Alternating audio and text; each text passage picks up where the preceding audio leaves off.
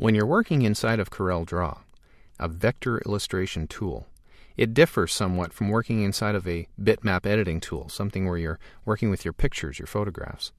In a bitmap program, it's common to pick up a brush and just paint on the canvas or paint on your image. And that's something that feels very natural to us because we're used to working with pencils and pens on a piece of paper. When you're working in the vector illustration world, there are components to every object, and every object is made up of a series of elements. Let's take a look at those now. I'm working with the Pick tool, our basic selection tool, and I'm going to select this rectangle. And when I do, you'll see several indicators appear that allow me to work with that. The first of which is the control handles, these black dots around my object.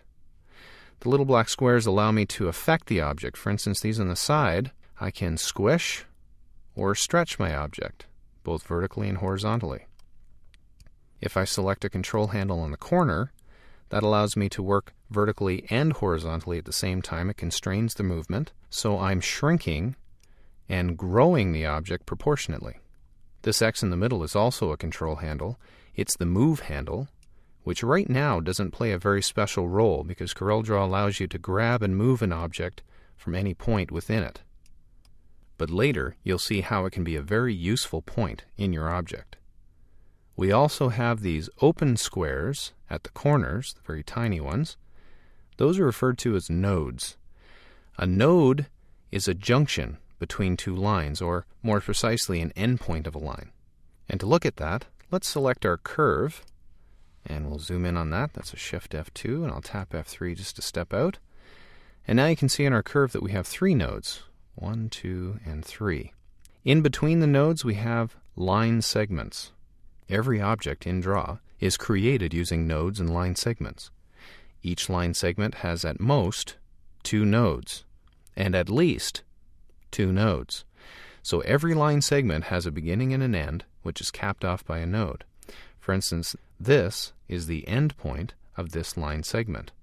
This node is the beginning of this line segment and the end point for this line segment. And then this node is the beginning of the first line segment. These points play a very special role, and you'll be looking at that later when we talk about shaping objects.